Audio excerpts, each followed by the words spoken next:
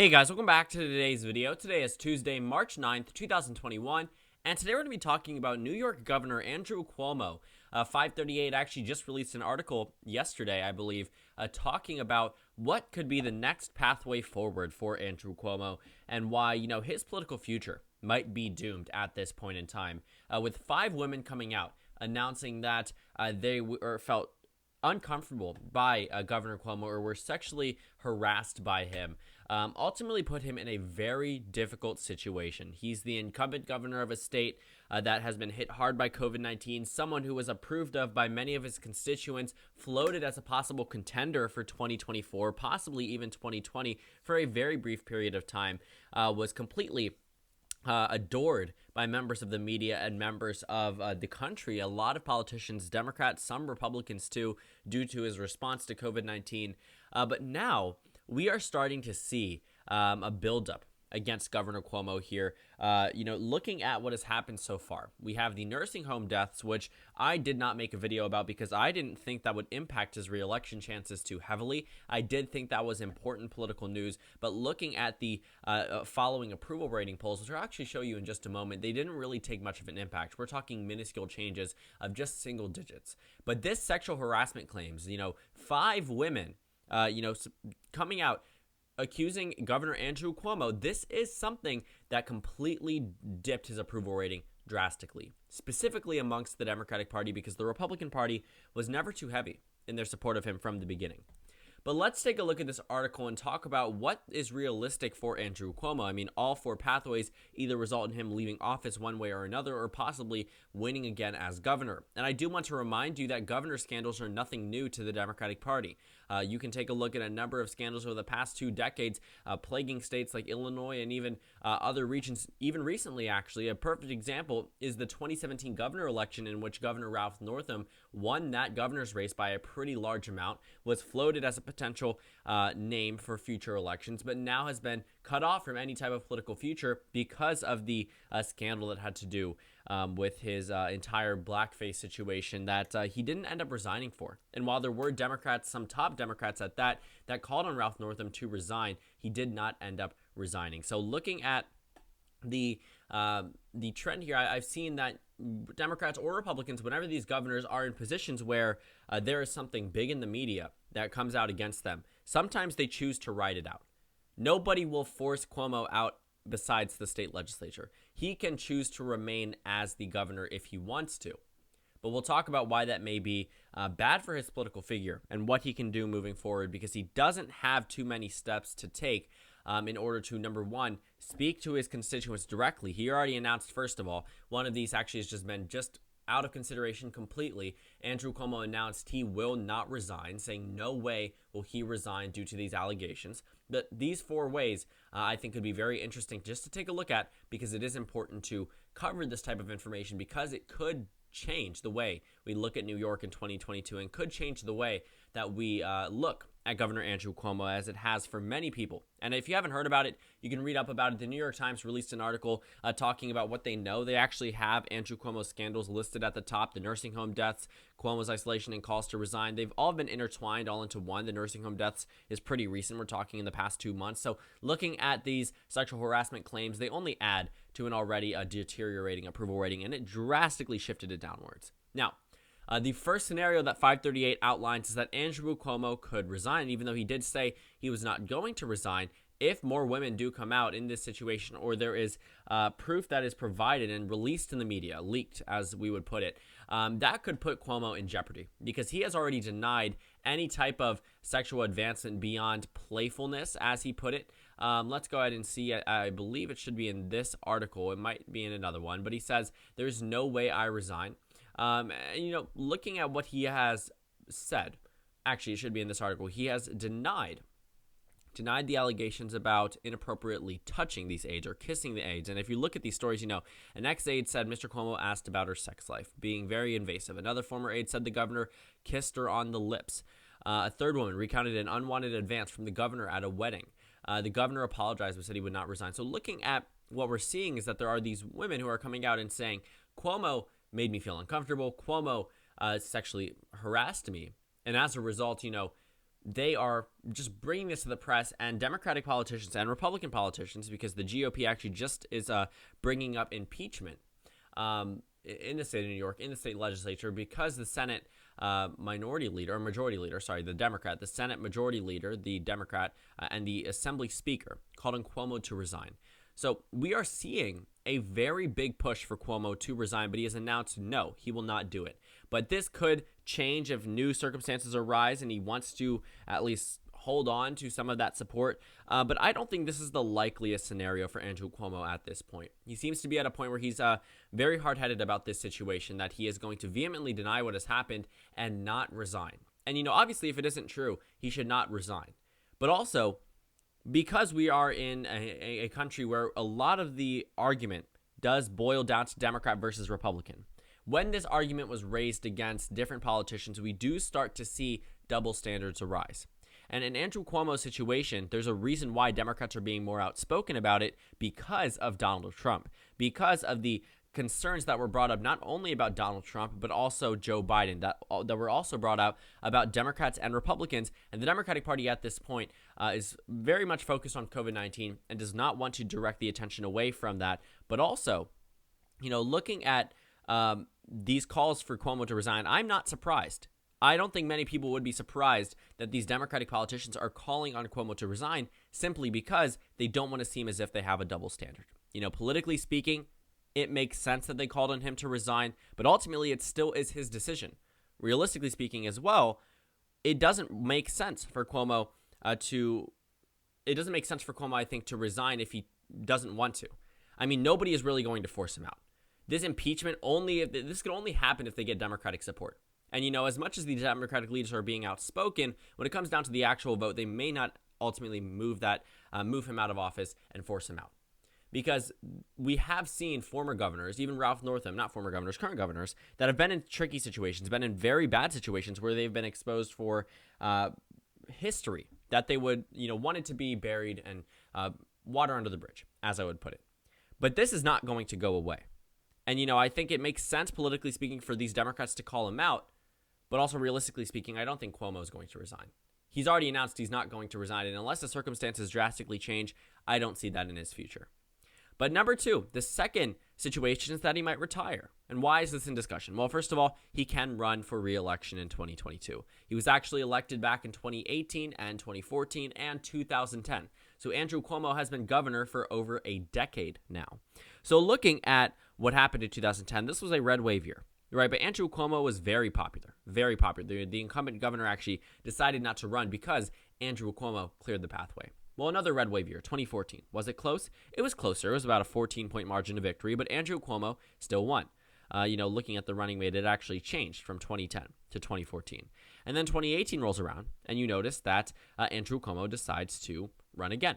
He runs and wins with 59.62% of the vote. So he's been in here for quite some time now. We're talking about, from Obama's first term to Joe Biden. So that means he jumped over Obama's second term, went through all of Donald Trump's presidency, and now is still the incumbent governor. And it looks as if, entering into 2022, he had every intention of running for re-election. And that has not changed. Andrew Cuomo might run in 2022. He announced he's going to, but unless that changes, he probably might decide against, because of this new circumstance, I think he could decide against running for re-election in 2022.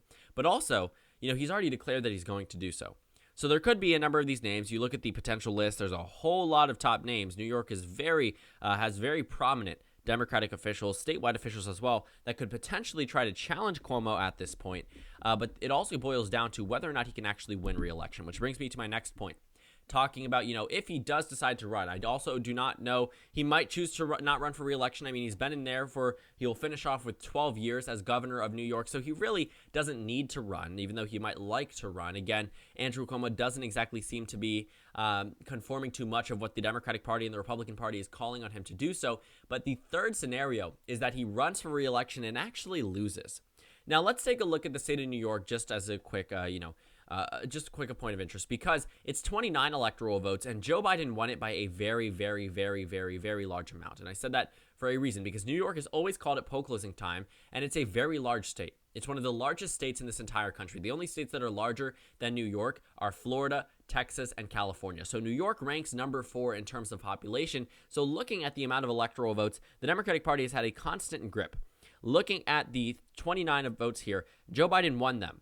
Joe Biden won them by 23 percentage points. So that is a very large amount. 23 percentage points, that is very good. And looking at the previous election history for Andrew Cuomo, I don't think that he would end up being at a point where he would be the not the favorite to win. Even if he decides to run again in 2022 and he somehow makes it through the primary, I don't think that the race is going to be as competitive as we are expecting.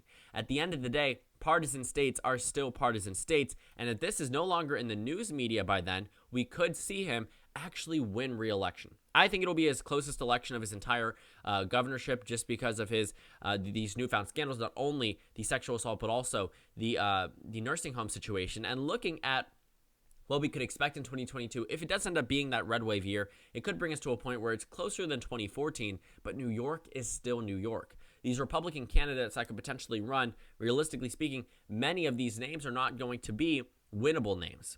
There's a reason why this race has been rated safe Democratic for the past, 3 terms for Andrew Cuomo. We know how the state is going to go. And while Andrew Cuomo's approval rating may not be too high, it is in discussion that he might lose, but realistically speaking, will it be at a point where he could lose? Probably not. Partisanship is a very big thing. Doug Jones only won by just a little bit, actually just around a percentage point, over someone who was accused as being a child pedophile. Alabama and New York are just as partisan, just in opposite directions. So we would see a miracle for the Republicans to even defeat Governor Cuomo, even if he is unpopular, because sometimes unpopular candidates are able to do well. But Andrew Cuomo, his approval rating did take a dip. It was at 63% on January 28th, and then after we started seeing these reports about COVID-19 with the numbers being withheld and the nursing home situation, it dipped down to, actually it was around the same point, but 57% as of February 21st. Well, now his approval rating has gone down to its lowest point of his entire governorship, its lowest point, with a 38% approval rating. I mean, that is a significant dip. From 57 to 38, we're talking about a complete turnaround in terms of those who approve versus disapprove, a 19-point disadvantage for Andrew Cuomo. So that is a super significant dip against the New York governor here, and that may be an indicator that some of these constituents no longer want him to be in office. They also ask questions about whether or not people support removing Andrew, or support him resigning, and a lot of Democrats are saying maybe they do support him resigning. And honestly, if we do see a re-election bid for Andrew Cuomo, the only way I could see him getting out and loses is not by a Republican, but rather by a Democratic primary challenger. Because what we would see is that if it did come down to a point where Democratic voters were forced to be between a Republican, Trump Republican, Romney Republican, whatever, versus Andrew Cuomo, even though they may not like these scandals, even though they may think that he should resign, they still are not going to want the Republican. So if he makes it through the primary, he probably will still win re-election. Realistically speaking, New York is very inelastic. And looking at the history with some of these governors, they can win re-election or they can leave office with a higher approval rating than they were, at the height of their scandal, for obvious reasons. But I think if he's to be out, it will be only through a primary. And the final scenario actually just says, what if Andrew Cuomo runs for re-election and wins? Scandals can change, and looking at 2022, it's a year and a half away. This could end up being water under the bridge.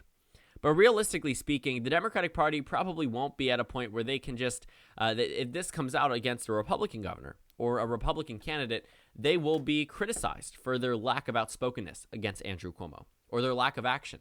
Because if the GOP does bring up the issue of impeachment to the New York Assembly and to the New York Senate, they are going to be forced at a point where they are going to have to actually vote on whether or not they want to remove Andrew Cuomo. They can ask for him to resign, but behind closed doors say, we know he's not going to resign. It's just for the press coverage. But if it comes down to a point where they're going to be forced to vote, they will be in a very difficult position, to say the least. But looking at these scandals, they could actually make New York a competitive race. It could actually make New York at least competitive on the primary level. And then, I don't think that it will go to the Republicans, but it could start to see that the race might narrow down, maybe not safe, but possibly likely. I said it could be closer than 2014, which means the Democratic Party might actually have to allocate some resources. I mean, Cuomo has money. He's able to fundraise.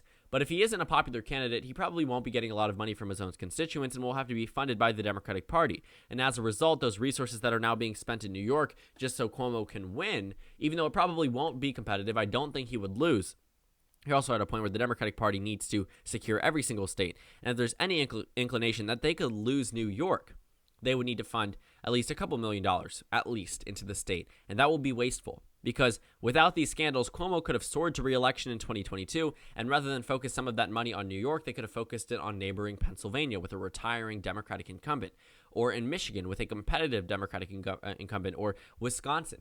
Looking at New York, this adds trouble to the Democratic Party's list. It's not to a point where the Republicans can potentially win New York. That's completely unrealistic, but the allocation of resources will be impacted because New York is such a large state. It's a lot of money to get on the airwaves there. And looking at just any type of uncertainty in that state, the Democrats cannot afford to lose any type of control in any singular state, especially with voting rights being a number one concern.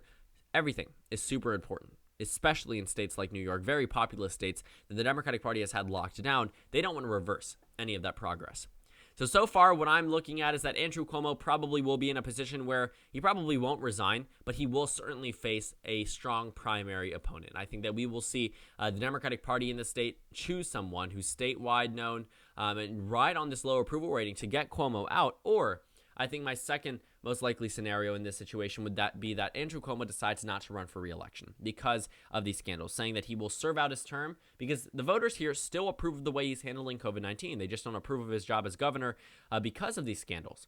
But if he's just going to serve out for the remainder of his term, I think there would be a lot less outrage, but also it does bring up the issue of hypocrisy by members of the right wing towards the Democratic Party for calling on certain senators and representatives and governors and presidents to resign as a result of these allegations while being less outspoken against Andrew Cuomo. And everyone does realize, you're not going to be as outspoken against members of your own political party, but it doesn't make for good politics, and it certainly does not make it seem good for a lot of these victims who feel as if, this is just a way for this to turn into a completely polarized scenario where Cuomo is just in a point where he is not going to be really impacted by what these women are accusing him of. So looking at what's going to happen, we'll probably see an investigation go into this. We'll probably see some type of conclusion in the near future, but Andrew Cuomo has already announced he's not going to resign, and I honestly don't think that he would lose re-election by a Republican, but rather through a primary opponent. So the likeliest scenario at this point might be between the primary scenario and then the resignation, but not the resignation, but the not running for re-election. But he already announced he's not going to resign, and he already announced that, or we already know that a Republican will not beat him in the state. So looking at the likeliest scenarios, if anything, he'll probably be out after 2022. But realistically speaking, I don't imagine that Governor Cuomo has any plans to resign at this point. But the Democratic Party might be fielding certain candidates to run against him in New York State. So thank you guys so much for watching this video. Make sure to comment down suggestions below. Subscribe on the left if you haven't already, and check out the Instagram and Twitter. At the bottom left of the screen, there's also a Discord server for you to go ahead and join. On the screen, there's a video you can watch and then a playlist for my 2022 election analysis videos. Again, thank you guys so much for watching, and I will see you all later today.